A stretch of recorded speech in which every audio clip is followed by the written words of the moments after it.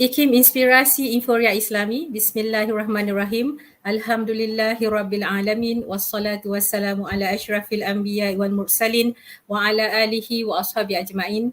Assalamualaikum warahmatullahi wabarakatuh and a very good evening to Ikim Radio listeners. You are with me, Annie Zahura Abdul Aziz, your host for today's episode of Open Forum. And thank you for tuning in to Ikim Radio and also to those who are watching us through our Facebook page this evening. And inshallah, in today's episode, Alhamdulillah, we are fortunate to have with us online, all the way from the United States, we have Professor Dr. Muqtadar Khan, Professor at the Department of Political Science and International Relations, University of Delaware. Assalamualaikum, Prof. Walaikum salam, Sister Anisa Zuhura. Yeah. How are you? I hope you're doing fine there. I'm doing fine, Alhamdulillah. Looking forward to the conversation. Inshallah, Alhamdulillah. And thank you for accepting our invitation, Prof, and for being with us on Open Forum this evening. So before we proceed further with our discussion, let me just briefly share about you to our listeners. So Prof. Dr. Muqtadar Khan is a professor at the Department of Political Science and International Relations at the University of Delaware. He researches and teaches Islam, governance, and international relations. And he earned his PhD in international relations, political philosophy, and Islamic political thought from Georgetown University in 2000. And from 2017 to 2019, he was academic director of the State Department's National Security Institute. And from 2019 onwards, he is the academic director of the State Department's American Foreign Policy Institute.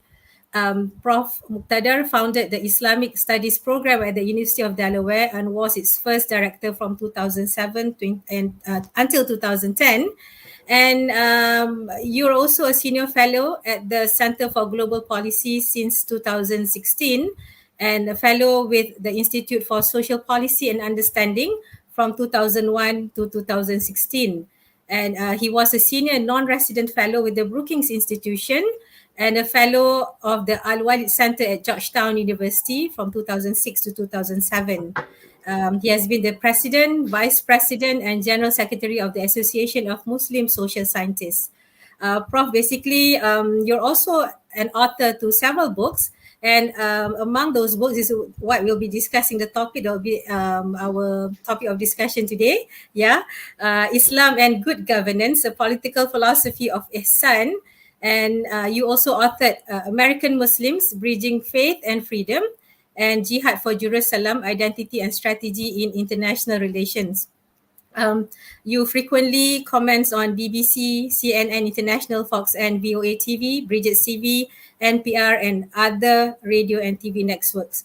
So basically, Prof, our topic of discussion on Open Forum this week, as we have said just now, will be focusing on the title of your book and also the content of your book, which is on Islam and Good Governance, a political philosophy of Ihsan. And before we go into the core of the topic, which is on Ihsan, maybe you would like to share with our listeners, Prof, your definition, or basically how would you define good governance, Prof, if you may? So there are two ways of thinking about good governance. And good governance has become very important because international institutions like the World Bank, etc., when they started giving loans to countries to develop, there was this issue of corruption where countries would take the money and then their political leaders would essentially rob their own countries. And so while the debt would accumulate for the country, the wealth would go into the pockets of politicians. So World Bank could not just go out and say, look, we will give you loans, but you should not be corrupt. So instead of that, they came up with this idea of good governance. So good governance, the first and the foremost important aspect of good governance was to indicate absence of corruption. So the less corruption in the government, the better the governance is. However, over a period of time, the idea of good governance has developed significantly. So you can talk of good governance in the context of countries which are non-democratic and also in context of countries which are democratic. So for example, when we limit measurement of governance to efficiency and effectiveness, then for example, your neighbor Singapore is ranked as the number one in good governance when we look at only effectiveness and efficiency. But on the democracy index, Singapore is ranked 75. However, if you were to compare Singapore with, say, a country like Norway or Sweden, etc., then these Scandinavian countries or even Canada, they are ranked very high in good governance. They're also ranked very high in democracy. So the idea of good governance is not expanded to include some democratic indicators such as inclusiveness in government and also public participation, etc. But in a sense, good governance is above everything else the ability of a government to provide public goods and public services to its citizens. Public goods is a very special concept. So public goods is like this. So if I provide some service to my citizens, then that service is available to everybody. So for example, if the government decides to say we'll offer discounts on flights to Hajj as a public service. Now this is eligible only for Muslims, obviously, and then it'll be eligible only for Muslims who are healthy and fit and interested in traveling. It's not something that is available to all citizens. However, if you build good roads, it is if they are not, if you don't have a toll on the road, then it's available to everybody. If you purify the air, even tourists who come to your country are benefiting from this purified air. So public good is something which, when offered to somebody, is available to everybody. And similarly, public services, security, absence of crime, availability of government, etc. So good governance now has become a very important philosophy. In fact, many countries and many political parties now are running on the agenda of good governance. And in fact, in Malaysia also, there is a lot of talk of good governance. Not only that, but also the idea of smart governance. So now you are building smart cities. So a form of governance where e-governance plays a big role, and we are bringing in digital technology, etc. So to put it very simply, so let me contrast this with, say, the latest development in South Asia with the emergence of the Taliban government. Now, Taliban is becoming in charge of Afghanistan. What is their primary concern? So if they start using Sharia-based symbolism and say, okay, barbers shall not cut beards. I mean, they are fining barbers for cutting beards. This is not a public service. This is an ideological agenda. So this would not constitute as good governance. However, if they say, look, there is a lot of absence of food right now in Kabul. So if they were to make some kind of understanding, say with Japan, and Japan provides a certain supply of food available, and if that food is available to everybody in the city of Kabul, then that would be considered as a move of good governance. So good governance is essentially providing welfare to your citizens, to everybody, and that is the purpose of government. I think the purpose of government is to provide good governance. All right. So, what you have said, especially with regard to how it is important to understand that good governance is actually, ability of government to provide public good, public service to citizens, regardless of their background, regardless of their identity, regardless of their cultural affiliation, and so on. And how it should be inclusive to all with regard to this understanding of good governance. And when we're talking about good governance, you've mentioned about countries like Singapore and also countries like Norway. In terms of ranking of governance, which is impressive in terms of what is it, how they perform, and what are the problems of governance that you see happening in most countries today, Prof? If you look at what's happening. So countries vary significantly on the spectrum. Some countries are very corrupt. So corruption is a huge problem.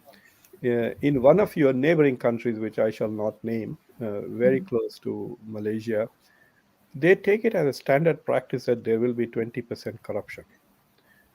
So even when they are budgeting, so for example, let's say that the central government decides to build a major bridge in the province, and they say that, okay, so the bridge costs $4 million. they actually budget 5 million because they anticipate 20% corruption. So, and then the bridge does get built, which is, it's a good idea, but the fact that they're incorporating corruption in it, but there's loss to the country, right? In that additional 1 million, Yeah. something else could have been done, a school could have been built, etc. Yeah. So so so that is one of the challenges that you face, is corruption in many parts of the country. And so there is, countries don't know how to combat corruption itself. The second part is there is discrimination. So for example, I remember when I was very new in the US, and I was trying to buy a house. uh, my real estate agent was showing me a house, but I liked a house which is about half a mile away, much. And he kept telling me, "No, don't take this house." I said, "This is a bigger house, better house. It had built-in bookshelves. That's why I really love that house. Yeah. So I don't even have to buy bookshelves. I really want this house." And he kept saying, "Look around you, look around you." And I'm looking at the house. It looks fantastic, and it was 20% cheaper than the other house. Then finally he said, "Look at the neighborhood," and it was a neighborhood of African Americans and Hispanics. Uh, and I said, "So what's wrong?" He said, "If you make a phone call from this neighborhood, if you need police, it'll take them a long time to come. But if you make a phone call from the other house that I'm showing you, the police will be there in 30 seconds because it's a white neighborhood." So, so there are different benefits to living in different neighborhoods, say in a country like America. If you're living in a rich neighborhood, the schools are better. Your children get to go to better schools, they go to better colleges. And so richness and prosperity continues across generations. There is security, there is safety, no crime, nothing. And then you go into poor neighborhoods. This could be within 2 miles itself. So now this is another sign of bad governance, where certain benefits are provided to people of certain ethnicity or certain race or certain religion, while others are being discriminated. So this is a bias, a structural bias in the system. And Yeah. then you also have other forms of bad governance, where governments become more ideological. Like in India today, they are spending more money building statues than building schools and universities, because they're trying to revive a past heritage, etc. So identity politics becomes another way in which governance begins to suffer, because government is spending more money in building ideological symbols rather than providing good governance. So good governance varies significantly. And then even in democracies these days, because of, say, huge social disconnects, uh, uh, their parliaments are becoming dysfunctional. So for example, the US parliament is unable to pass a bill Yeah. for infrastructure bill, right? We need to build our Yeah. structure. US, we are in 2021. The United States infrastructure is of 1950s. We are like 70 years behind on our infrastructure. So that's a dysfunctionality which is contributing to bad governance, really. So governance is suffering globally for various reasons, partly also because the citizens are not focused on governance. So citizens are being carried away by symbolism and ideological sloganeering, etc. So, for example, there are many Republicans who might win elections in the US by opposing wearing masks during COVID. I mean, this is such a bad idea, right? But Yeah. because people want to show their discontent with liberalism or their opposition to Democrats, they will vote for people whose agenda is this kind, rather than saying all that is fine, but what are you going to do to improve governance? What are the better public services? Are you going to improve healthcare? Are you going to improve education? Are you going to improve security? Those are the kinds of questions. So I think it is important for us also to educate the population Yeah. on the importance of focusing on governance issues, rather than ideological symbolism. Like building statues to Martin Luther King is not a big deal, but ensuring that African American children get access to good schools like everybody else is good governance. Maybe we're talking about citizens participation with regard to good governance, yeah, Prof. Maybe you can give an example, a brief example, before we go to the next question on how can citizens actually participate in good governance, because sometimes as citizens, the general population, they will leave it to the government to ensure good governance is there because they feel that it's something which is not their concern. So how do we go about this? Telling So the citizenship, see, this is a question that Muslims should never ask, because the Muslim holy book, the Quran, is the only book which directly answers this question, which is Surah 42 Shura. So this is through Shura. So what you need to do is, even if your country is not democratic, let's say if Muslims of Singapore asked me and said, what should we do? I will say, have a consultative town hall meeting with your mayor.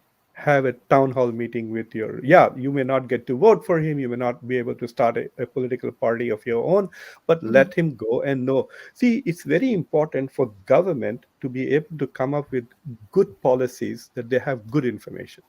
So, for example, let us say that in your neighborhood, uh, if all your children are getting into fights, etc., after school, and the government doesn't know that, they just see crimes, then they'll simply start arresting the kids. But if yeah. somebody important tells the government, look, instead of wasting money on police forms, why don't you build basketball courts with lights so the kids can come home and then play basketball? Then they'll get tired and they will go to sleep. There will be no crimes, no fighting, and whatever the problems, right? But the government needs to get that information. For example, if in the government realizes they need to do something and build tennis courts, and you find that people are not, some cultures don't play tennis, some prefer to play Yeah. basketball or cricket or something else, right? In a South Asian neighborhood, if you build a basketball court, it may not work, but if you build a cricket court, people might want to play. So Yeah. how does the government get to know this information? It is through Shura, through consultation.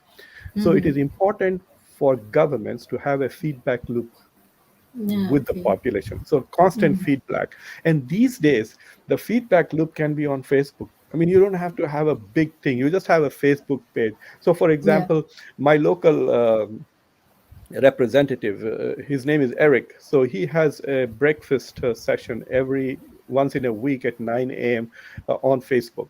So if I'm unhappy with all the construction that's going on, I'll tell him, look, Eric, can you make sure that at least for a couple of hours they keep the road open? He will do that. Every week, my senator, the local senator, informs us about where the traffic is stuck, etc. Right? And Yeah. so there's constant communication with them. And so there has to be a feedback loop with the government. Sometimes, for example, they will ask me and say, oh, what's happening with the Muslim community? Do they need free COVID tests, etc.? And then I can tell them that, look, all our people are already vaccinated, but we need this other help.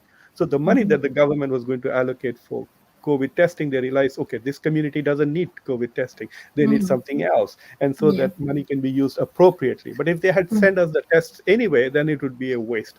So the loop, the constant feedback loop is, I think, one of the best forms. And that is important because in diverse societies, so you could have a neighborhood which is 80% Hispanic.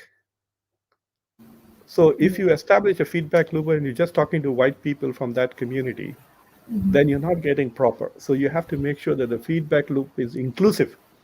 So if you have a diverse society, you talk. Like in Malaysia, for example, you should talk to the Indian community, talk to the Chinese American community, talk to the Malay community. So then you get to know, because yes, you may have a neighborhood in which 70% are Malays, and if you just talk to them, then the other 30% will get 30%. neglected. So you need to have Yeah. a feedback loop to get an understanding. And I think that is the best way in which the governments can understand basic needs. Now, for the bigger needs, you need think tanks and research institutions. Like, for example, uh, one of the disparities in 1968 in Malaysia was the tremendous control of one community over the economy, and so there was an investment in sending a lot of Malays abroad to study. If you remember, so you'll find a Yeah. lot of older people in Malaysia today who have US and UK degrees, etc., right? Yeah. That's Yeah. funded by the government of Malaysia, went Yeah. to Columbia and Harvard and Oxford, etc., right? So the government did that. Now that's a big project. So for example, you could argue that in India, for example, there have been 2 or 3 big commissions that have studied both nationally and locally how Muslims are falling behind. So, for example, in my hometown of Hyderabad, where I come from in India, If you look at the literacy rates, you find that Muslims have the highest literacy rates, which is about 80% above all Yeah. other communities. But then when you look at high school passing rates and college rates, Muslims are the lowest. So suddenly you have a problem there, right? The government Yeah. realizes that for some reason children are not going to school after high school. So the government has to incentivize them to go so that then they can get jobs, because Muslims are not represented in government. You can't get government jobs if you don't have basic education. So in Yeah. order to uplift the entire community, but you need data for that, right? Which Yes. neighborhoods are the kids falling behind? Why are they Yeah. falling behind? Is it that the schools are not good, or is it the kids need help? The problem is that because the families are poor, they are more interested in sending children to work rather than. So the government is now incentivizing parents to send children to school. So if you have a kid who's going to school, you get the money that he would have earned if he was in the marketplace. So to have this complex policy, right, Yeah. you need to have data and research. So that's why government and civil society become very important, to be able to collect data and articulate policies which will then benefit. And you need to monitor. Monitoring is also important. You come up with a program and then test it a year later and see if it is delivering what it is supposed to do. If it is not, then you retweak it, etc. So the feedback loop, whether it is at a local level or whether it's a national institutional research level, is essentially fundamental to good governance. Right. Yeah, I think what you have said about having shura, it involves we should include citizens and and also leaders is very important in terms of understanding the effectiveness of how citizen participation can also play a role in good governance. Yeah, Prof. So Sister, in yeah, some European countries now, yeah, in some elections, even non-citizens are voting. So, for example, let us say that uh, I have a 3-year contract to do something with a company in Kuala Lumpur. So I come there with my family, and my children are now going to a Malaysian school, right? Okay, yeah. uh, I shouldn't be voting for the prime minister or president of Malaysia, but for the president of the school district where my Ah, right. children are going to. I want to have a say because I'm here for 3 years or 4 years or 5 years. Not only that, I might actually have a good idea. I could have. It's quite possible that I was president of the school district in the US while I was here. Yeah.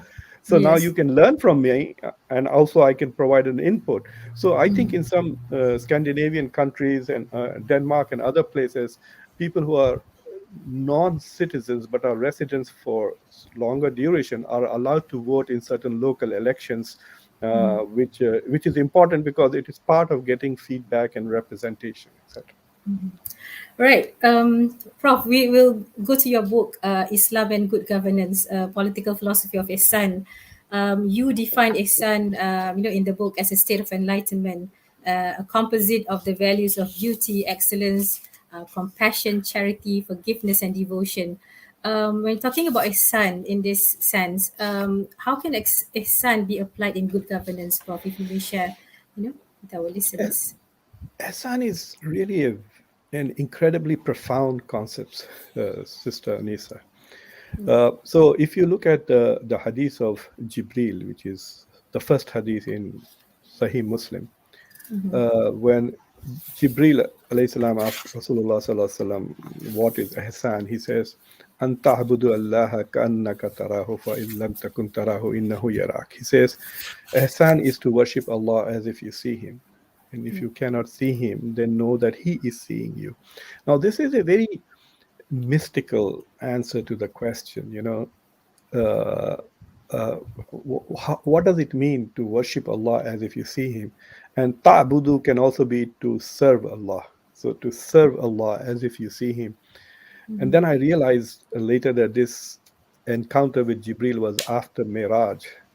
So some Muslims who follow Ibn Abbas radiallahu anh, whose interpretation of Miraj, believe that the Prophet sallallahu alaihi wasallam actually had some kind of glimpse of Allah subhanahu wa ta'ala. So for him, praying as if he's seeing God is far more easier than for us. So this whole concept of shahada, mushahada is very important.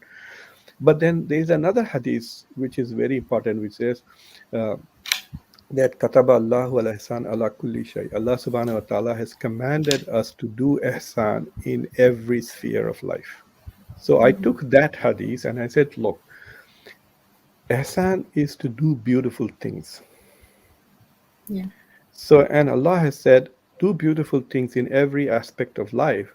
So, how would we have beautiful governance? That was the question. So, Allah expects us to do governance also in a beautiful way. So, the Yeah. Islamic concept of good governance will be beautiful governance. So, to create a state of ihsan. And Muslim societies are obsessed with creating an Islamic state and imposing the Sharia. But I'm presenting an alternative model where I'm saying create a state of ihsan. And for those of you who are familiar a little bit with the knowledge of tasawwuf, will understand that in in mysticism, state is also what we call hal. People say kya hal hai in Urdu, kaifa halak, like what is your Yeah. condition. When Muslims ask you what is your condition, they're not asking you about your health or your wealth or your job. They are asking you about your proximity to Allah subhanahu wa ta'ala. When they say kya hal hai, kaifa halak, what they're asking you is what is your spiritual state? Are you close Yeah. to Allah subhanahu wa ta'ala or not? So to be in a state of ihsan is to be in a state where you are serving as if. So I took this concept of ihsan, and unfortunately, everybody gives lip service to ihsan and say, oh, this is the highest form of Islam. So you have Islam, Iman, ihsan, as if they're a hierarchy. They're not actually a hierarchy. They're different things. Islam is very ritualistic definition. Iman is about faith, which is very difficult to understand. Even in the time of Prophet Muhammad, peace be upon him, there were munafiq who used to pray with Rasulullah 5 times a day and they didn't have iman, right? Yeah. The Quran Yes. talks about them. So even salah is not proof of iman. Even so just because somebody prays 5 times in the mosque, it doesn't mean that they have genuine faith of God. So it's a very complicated thing about how to understand iman. And then ihsan, these are different things. So I focused on ihsan. There are very few books actually in the last century. There are only 2 books written, one by an Egyptian scholar and one by a Moroccan Sufi sheikh on what is ihsan. So I broke ihsan into 6 7 points. So ihsan is mushahada, in which you are doing things as if you're watching God all the time. Can you imagine? Look at children. When the teacher is in classroom, they behave better than when the teacher is not there, right? So Yeah. they are behaving as if the teacher is watching them, or they are trying to impress the teacher, right? Yes. So even that part of the Shahada are 2 parts. There are some who are afraid of God because God is watching them. And then there are some who are in love with God and they want to see God, like Musa in the Quran. Rabbi Arini Unzuri, like, oh Lord, show yourself so that I can gaze upon you. He's not afraid of God and doing the right thing. He's in love with God and wants to be in the embrace of God. So Mohsins, those who are in state of ihsan, are in such deep love with God that they don't want to do anything that will make God unhappy. So they want to earn the love of God, but do not want to earn his displeasure. So everything that they do is in that state. So this is about mushahada. And the second aspect of it is murahaba. Murahaba is accountability. Every night before you go to sleep, you think of, okay, what did I do today? I did this. Did I make God angry with me? Did I make God happy with me, etc.? Now do that at an institutional level. So, for example, the US actually has an agency called GAO, Government Accountability Office, which actually looks at how the Congress does its budget and are the politicians doing things. We have all kinds of watchdog agencies who are taking account. So, for example, if you give a gift to the president of the US, if it is more than $50, he can't keep it. He has to leave it in the White House. So if you give him a painting or anything, even clothes, he can't take it technically. Even though there are suggestions that one first lady did keep a very famous dress given by the Moroccan king, which was worth thousands of dollars, but nevertheless, that should have gone back into some kind of a museum. So there has to be an accountability. This is murahaba. and muhasaba, taking account. And then there's compassion and mercy. So we say there should be mercy and forgiveness and compassion. So people don't understand that this can be a policy also. So for example, in the US, we have a policy called bankruptcy. So a bankruptcy policy is where there is legal forgiveness of loans because you cannot pay back. No. Okay. So that is an element of mercy, giving parole to prisoners. So we have to understand that Allah subhanahu wa ta'ala wants us to have an institutions where there is compassion, there is forgiveness, there is a second chance, there is even a third chance. We just have to be conscious of bringing ihsan into society. And ihsan is also an epistemology. There's a beautiful verse in the Quran which says that when you hear the word of God, extract the most beautiful meaning from it. Which means Allah subhanahu wa ta'ala is also saying that you can take out many meanings in it, but apply ihsan even to your understanding. So like when you say husn zan, when you think of somebody else, you should take the best possible interpretation of their intentions also, right? So that is Yes. applying ihsan as an epistemology. So rather than assuming that, oh my God, these Muslim citizens are all potential terrorists, that is the opposite. Yeah. All citizens are capable of being great contributors to society if you start from that assumption and then investigate. So ihsan is also an epistemology. So I divided ihsan into many of these things. So even of course, in tasawwuf, the highest form of ihsan is fana, where you self-annihilate yourself. But how do you institutionalize something like fana? This is something that even individual Sufis are struggling to get their ego out. Look at me. I'm talking about fana, but I'm saying Muqtadar Khan, host of Conversations. This is exactly the opposite of fana, right? I don't want to disappear. I don't want to non-exist. I want to assert my identity and advertise it. This is the exact opposite of fana. But how do you institutionalize fana? Fana, it took me a while to figure it out. I realized that in political science, we talk about self-interest, national interest. It is self-regarding interest, right? Yeah. But the fana is other regarding interest. So you make policies and you do institutional for others. So, for example, suddenly you have this. I'm sorry, I'm picking on the Taliban because I've been doing a lot of interviews. The Taliban have told India that Kashmir is India's issue, and they've told Chinese that they're not going to talk much about the Uyghur issues, right? So, this is in their national interest. That's a good thing. They're being a nationalistic, they're trying to do what is good. But when countries incur some loss, financial or risk, in order to help others. Let's say a poor country like Bangladesh starts helping the Rohingya refugees, knowing fully well that it is going to undermine their economy, etc., etc., etc. This is an other regarding policy. So this is about fana. This is about ihsan in public policy. So I took all these various components of ihsan and then show how we can potentially bring them into governance.